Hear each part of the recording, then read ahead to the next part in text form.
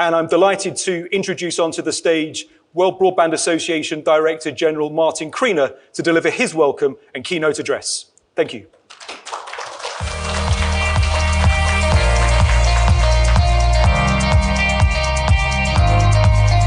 Well, hello everyone, and I'm delighted to be here at the first face-to-face event for the World Broadband Association here in Asia.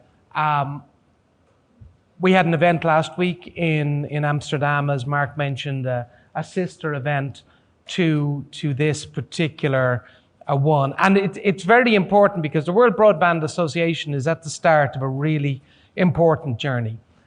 So I'll give you a little bit of a background in terms of the areas that we're working in at the moment, a little bit of background about me as well. I've been in the telecoms industry, I suppose, for sadly over 35 years at this stage, plenty of grey hair, from an industry that has moved up and down and left and right over a long period of time.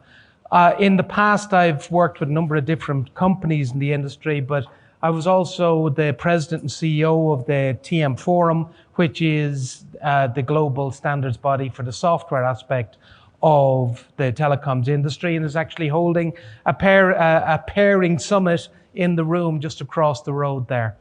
And I've also written a number of books in this whole area, and this has all led me to have a very broad view, I think, of the challenges we're facing and also the opportunities that are surrounding us as we try and create an industry that is capable of transforming different parts of the world, whilst also transforming the industry itself.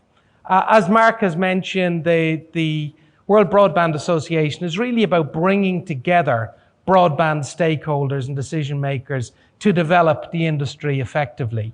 And we've been running it really, I suppose, for the last 9 months in a very active way to try and start working out the areas where we need to be developing solutions and new approaches, and the main problems that we're trying to address as an industry. So, whilst we're talking about bringing together an industry, I think of an industry as a mixture between the supply side and the demand side of broadband.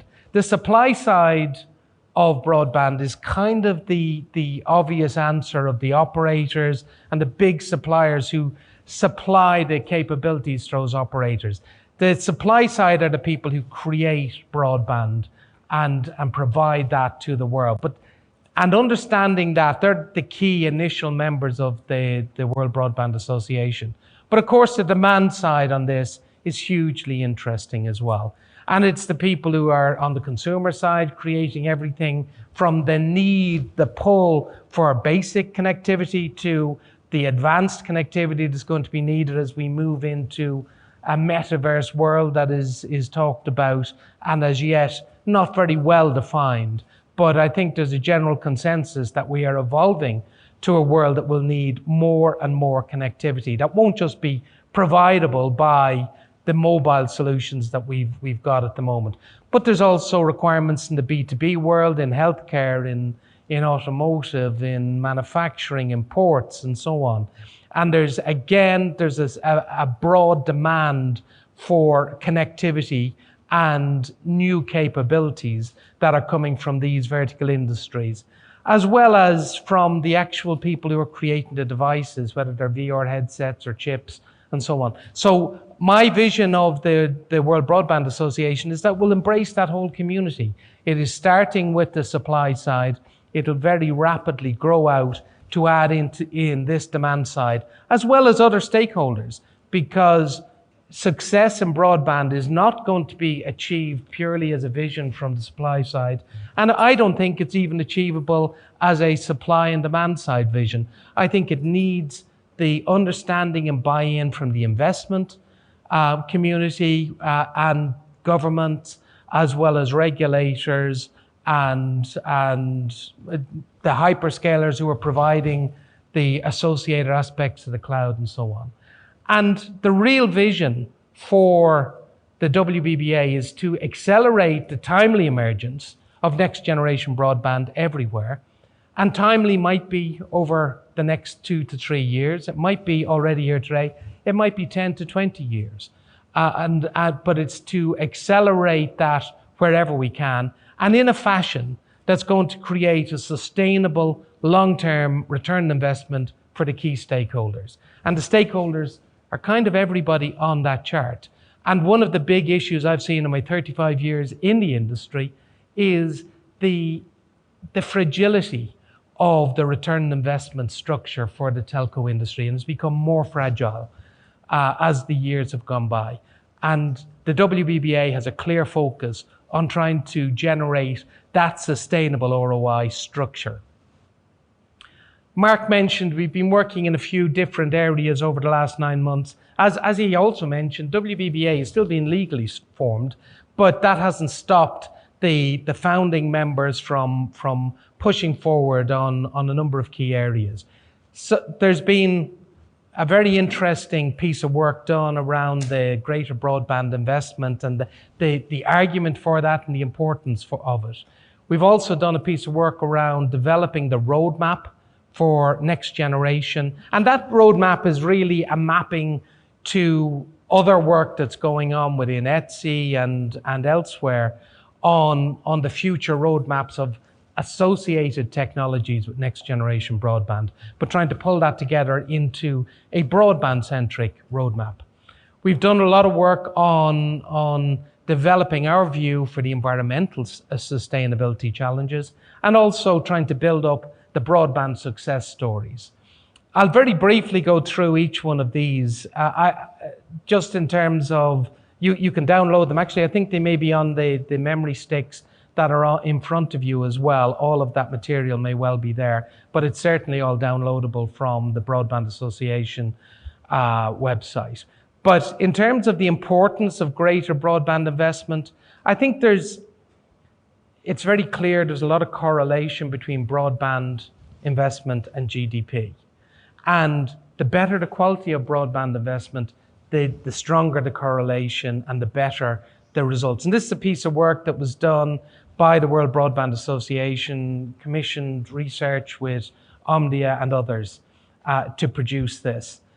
But it's also very clear that if next generation of broadband is going to be fiber-based, it's not necessarily all going to be achievable purely by the existing business models and existing business cases funded and driven by the telco industry and their existing investors. We need a new business case or an enhanced business case so that we can get fiber everywhere.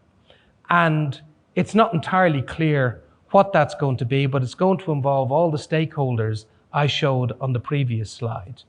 And the governments are going to have an important role to play, maybe in terms of funding to some extent, or more likely just in terms of restructures, in terms of regulatory approaches, so that there can be an achievable ROI for the other stakeholders to invest.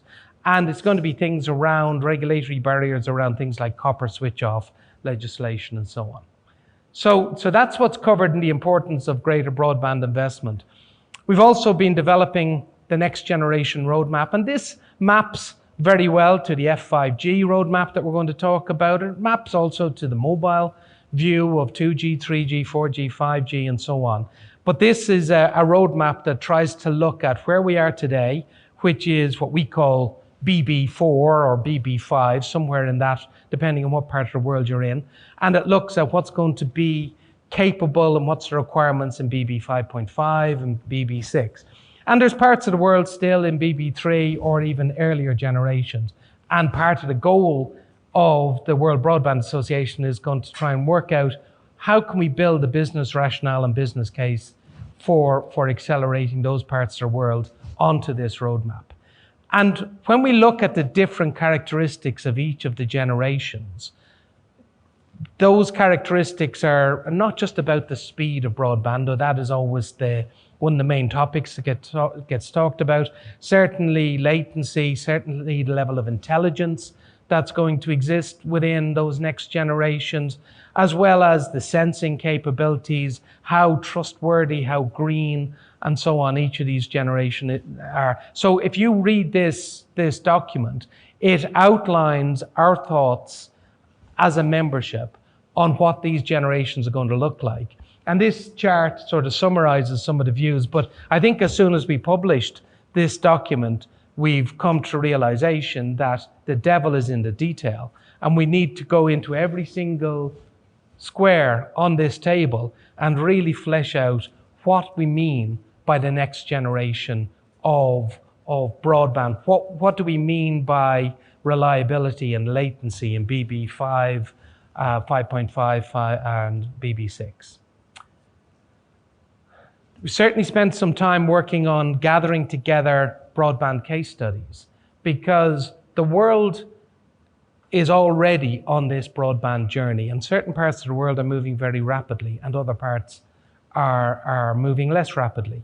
And so one of the jobs of the World Broadband Association is try and gather together some of the excellent work that's already been done so that other people can emulate it and copy it in terms of sensible solutions, sensible business cases for point solutions in order to accelerate that in their particular region. You can download the broadband case studies and success stories, a white paper as well.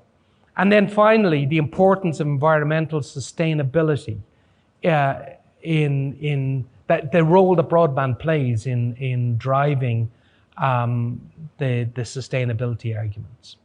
And I won't go into this in any great detail, but it is very clear that the telecom industry has a huge role to play in sustainability, both in terms of dealing with its own Scope 1 and Scope 2 emissions, but also changing and enabling other parts of the world in terms of driving the sustainability progress across the world. And this white paper looks at that in detail and picks out the key areas for focus in the telecoms industry. And fiber, of course, plays a hugely important role in all of this, because fiber is undoubtedly the most efficient technology that we can deploy. And it's a matter of how do we get into that world where we can deploy fiber and achieve those sustainability goals. Final thought is there's a set of upcoming work within the World Broadband Association. So we've run a number of working teams over the last 4 or 5 months.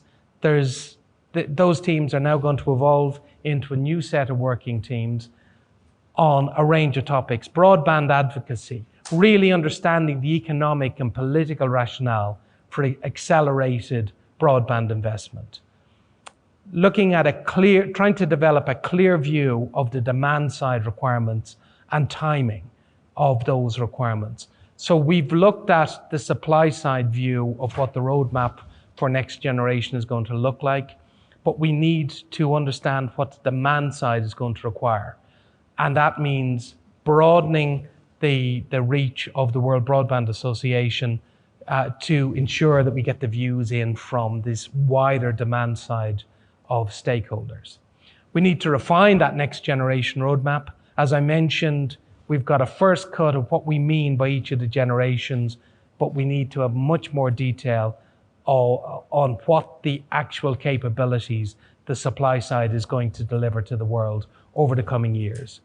We need to see the role of broadband in environmental sustainability, and that really is about broadening out our understanding of the role of broadband in driving the sustainable development goals and so on of the United Nations. And then finally, we've got a new working group on the whole area of network topology, because it's one thing to say that this is the next generation of broadband. It's an entirely different discussion to talk about how this is going to be delivered by the industry, and what network topologies and what structures are going to be required in order to do that.